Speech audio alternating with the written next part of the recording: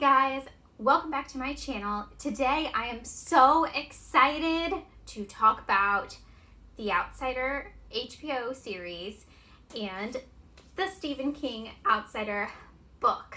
These are just some of the differences that I noticed and how I feel about those differences.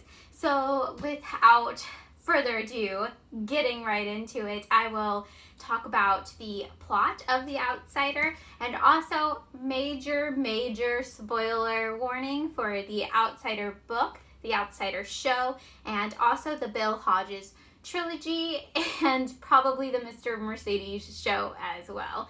So let's get right into it. The book plot opens up in Flint City, Oklahoma.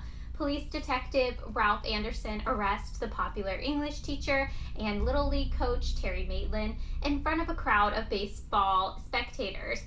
Maitland is charged with the rape and mutilation of Frankie Peterson, an 11-year-old boy.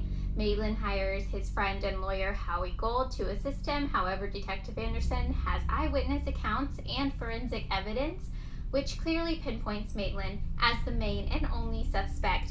In the meantime, eager reporters harass Maitland's wife, Marcy, and their two daughters, Sarah and Grace. The district attorney, Bill Samuels, urges Anderson to break Maitland's alibi in order to make this an open and shut case. Anderson discovers that multiple eyewitness accounts confirm Maitland was out of town at a writers' conference in a neighboring town when the murder was committed. Security footage from the conference also provides confirmation of Maitland's alibi. Anderson actually finds a book at the conference center gift shop that Maitland or his doppelganger picked up, and the fingerprints left on the book are confirmed to be Maitland's. Samuels encouraged Anderson to destroy this new evidence, but Anderson doesn't. Despite evidence that shows that Maitland was in two places at once, Anderson still believes that Maitland killed the young boy. Okay, so that is pretty much the beginning of the plot of the Outsider book, and also the show does stick with that as well. And if you are unfamiliar with what genre this is a crime, slow burn crime with the supernatural, and same for the show. And I will say that I didn't pick everything that was different between these two different sources, because this book is almost 600 pages long and the show is 10 episodes long, with it being an hour each, so that's 10 hours of stuff, and this is almost 600 pages, so that would be a lot to get into without making a 2-hour video or something. So I just stuck with pretty much the main stuff, so main characters, the setting, and etc. So we will get into it. So we will start with the pacing. In the show, you know by the first episode, this is not a typical crime drama or detective thriller, but in the book, this doesn't start to happen until almost halfway through. Until then, it just reads as a typical crime thriller. So I liked this change in the show because it definitely engages the audience way more. And automatically, up front, you're told this is not a normal crime show. This is not going to be like True Detective, even though True Detective is amazing. But yeah, you're told pretty much up front in that first episode, hey, this is going to be really weird. So getting into the characters now, we'll start with Ralph Anderson. Detective Ralph Anderson, the hero, has a lot of differences from the show to book. The first one is his appearance. In the book, he is described as big as a house, sitting the back seat of a police cruiser. He's supposed to be a big guy. His towering stature and long legs are referenced several times in the book. In the show, Anderson is played by Ben Mendelsohn, who at 5'11" doesn't have those characteristics. I honestly can't remember ever seeing Ben Mendelsohn in anything else, and I looked up his IMDb too, and I don't remember him from any other show or movie ever. I think he did an awesome job. He brings an intensity and stubbornness that is in the book itself. So he does good. Also in the show, Anderson's son Derek has passed away from cancer, but in the book, Derek is just away at summer camp. I think the show did this to create more tension between Terry Maitland and Ralph, because Ralph was wondering if Terry ever harmed his son when he was still alive, and Terry was his baseball coach. Ralph even asked him, "Did you ever touch my kid?" After Derek's death, Ralph also began drinking a lot and got into many bar fights. In the show, he visits Derek's grave a couple times. He also visits a therapist in the show. It is mentioned in the book that he has seen a therapist before, but it never actually happens in the book. I think the show, Ralph definitely had a lot of issues he has to work through before he is able to help the case. These changes for the show gives Ralph more emotions to work through and adds to his overall arc. That's what I think. I think Ben Mendelsohn did an awesome job portraying Ralph Anderson, whether or not he was physically the same or not. There is very slow burn moments with Ralph kind of working through this logically in his head. He's very non-believing in anything supernatural. So that is a big kind of pull in the show of kind of him opening his mind and also working through his issues with alcohol, depression, grief, because guess what? You have to kind of delve into that when you're trying to solve a case that deals with grief and death and crazy stuff happening. So the next character is by far one of my favorite characters Stephen King has ever written in all time, and that is Holly Gibney. You guys know how I feel about Holly Gibney. I love her, and I loved Cynthia Erivo playing her in the series. Oh, so great, so good. So if you don't know who Cynthia Erivo is, you should go watch Harriet, the movie where she plays Harriet Tubman. It is so good. I watched it at the beginning of quarantine, and it was amazing. But getting into the differences between Holly from the book and Holly from the series. Not only is Holly a King character in The Outsider, she is also in the Bill Hodges trilogy, which has been adapted on the Audience Network. I have never heard of this network before. Let me know in the comments if you know what this is. I didn't even know it existed. The book describes Holly as a middle-aged woman with gray bangs. In the series The Outsider, she is black and played by Cynthia Erivo.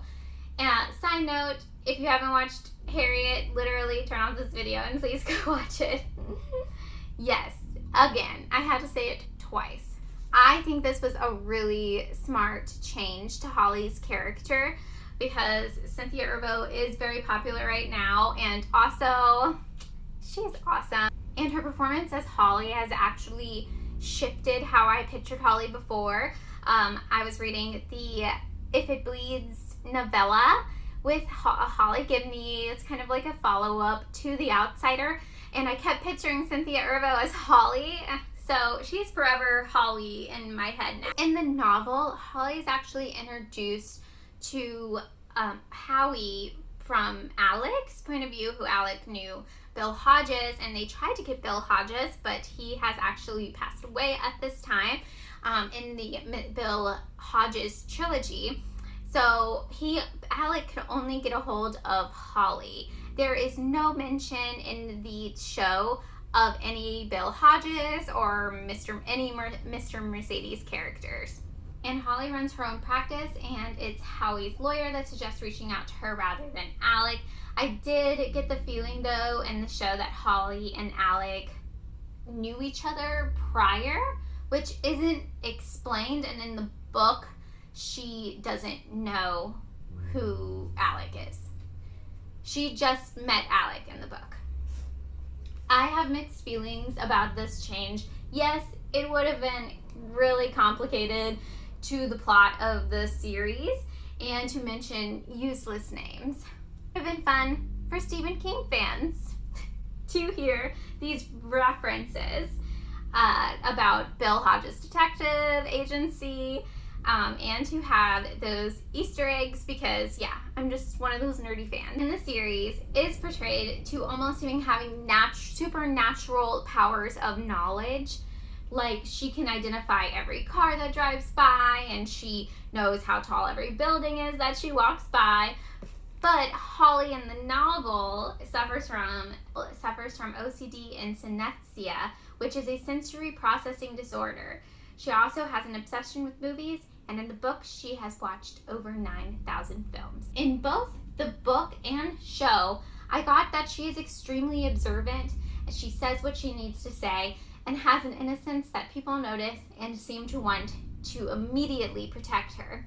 I enjoyed these changes, and I wouldn't even call them full changes, because there are hints to the book Holly in the show. Holly was one of my favorite things in the series, and I have a lot of love for this character. So the book Holly and show Holly, again, I love them both, but I might like show Holly a little better. So the setting is next.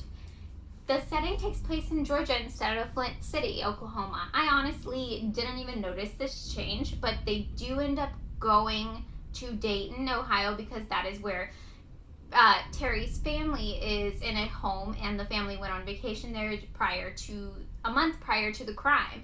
Holly also goes to Dayton for her investigation, where she meets Andy. More on Andy later. Another change I noticed in the book was the death of Terry Maitland.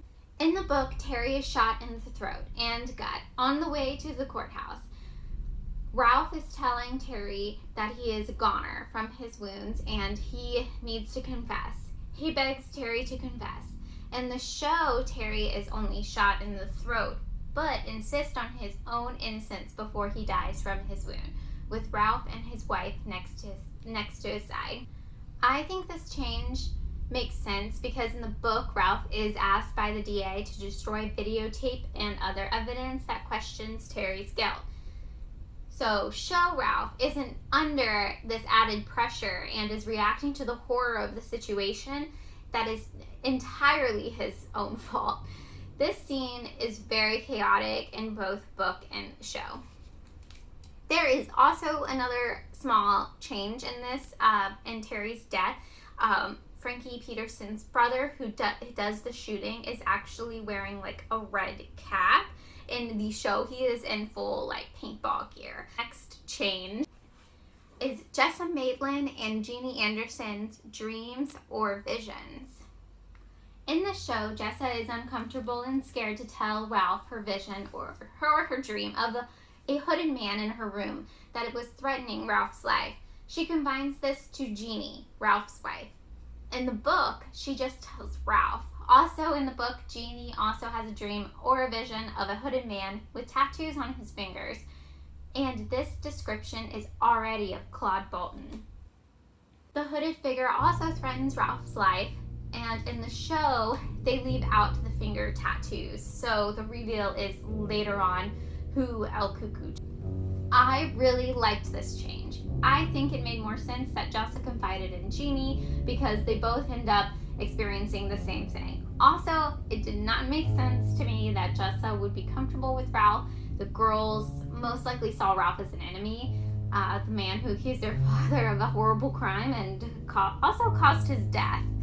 So yeah, it makes totally more sense than, I don't know why Jessa even tells Ralph in the book. And thinking about it now, I'm like, that's kind of weird that happened. But I'm glad the show picked up on that. The next big change from the book to the series is Andy's character, Holly's love interest. So Andy Catavage character does not exist in the book at all. In the show, he is an ex-homicide detective and a love interest of Holly. Andy also helps her with her investigation. This did feel kind of like a Deus Ex Machina move at the beginning to me because he was kind of, helping out and getting her resources that she normally wouldn't have. But I also really liked their chemistry a lot. It was fun seeing Holly have a love interest and helped her overall arc for the show. They were very adorable, and I was rooting for this relationship. I also think the actors had really great chemistry. Yeah, I thought this relationship was so adorable in the show, and I'm not a very romantic type of person in real life, and also like watching romance happen on screen, I get very bored and zone out, and I'm like, where is this going? This was so stinking cute. Okay, so the next change from the book to the show series that I noticed was Jack Hoskins' character. Jack Hoskins, who is played wonderfully by Mark Menchaca. In the book, you get many pages of Jack's inner monologue when he is being transformed into a Renfield type character to the El Cuckoo monster, a fear and grief-eating vampire. In the show, you see him reacting to a rash on his neck and going nuts. So this change would have been difficult to do. I understand, but Jack's parts in the book were the most terrifying to me. Jack's struggle in these pages are absolutely the scariest part of reading the book. This ended up being good, but maybe more focused on what he was actually seeing, hearing, and feeling. So in the show, they do some of his hallucinations that happen in the show, but it's only like briefly. But I feel like this is an overall, like, it's always happening in the book. You really have some empathy for Jack, and also you're just kind of you're in his head, but you're on the sidelines as well, because you're just seeing the El Cuckoo like take control of him. So the ending is much different than it is in the book and the series. Claude Bolton is not in the final fight with El Cuckoo in the book. El Cuckoo has just taken his identity. Holly is the one who kills the monster El Cuckoo with her happy slapper, which is a sock filled with ball bearings in the book. This is a callback to the Mr. Mercedes series.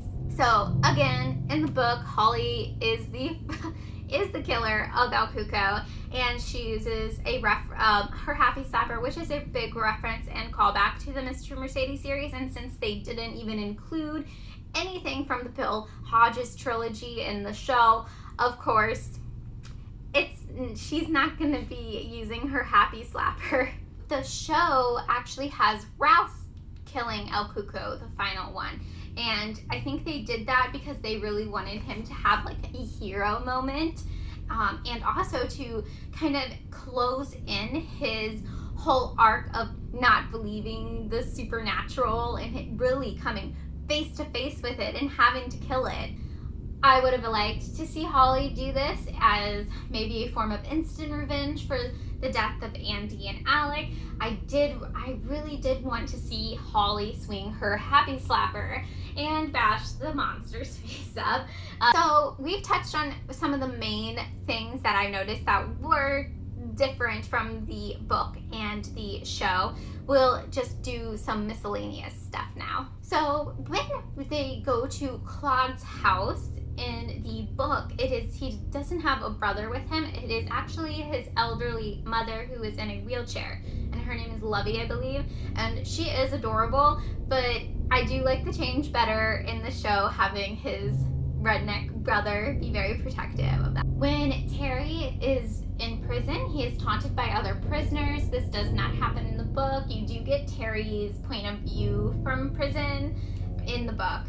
This seemed necessary in the show, honestly, to just show, like, give Jason Bateman some more acting to do. And also, fun tip, not really fun, side note, yeah, children murderers or accused children murderers in prison typically do not last long. The show added one more crime, which was set in New York City, adding another dark story that is how Holly hears about El Cuckoo / the boogeyman. It is part of her final theory. The book, Holly hears from Eunice, another detective working the case, about a story his grandmother told him about a grief-eating monster.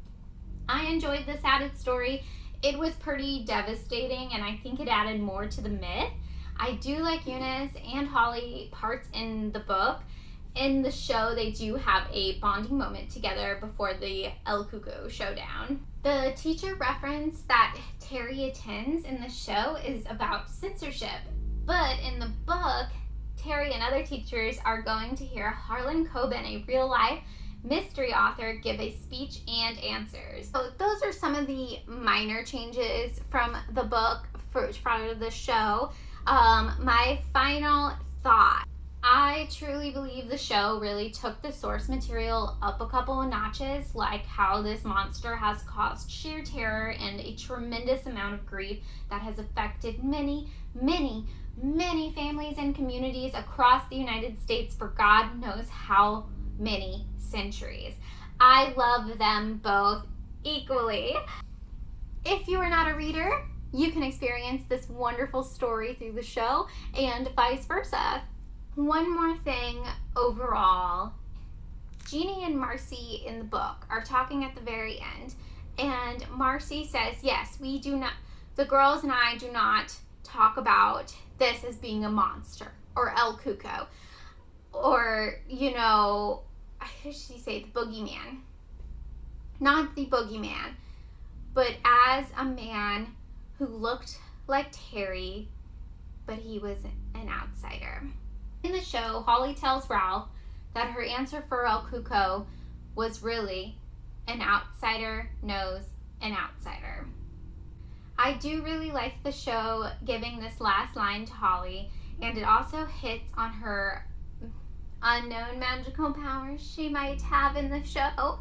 Series has been left open and set up for a second season, and also the producers have hinted that there possibly will be a second season of this. Let me know if you've read the book or watched the HBO show, or what is your favorite Stephen King adaptation of all time. I know there's a lot of them out there, and a lot of them will stick with you probably the rest of your life. I want to know. I'm always down to talk about King, and I hope you guys have a great day. Thanks. Bye.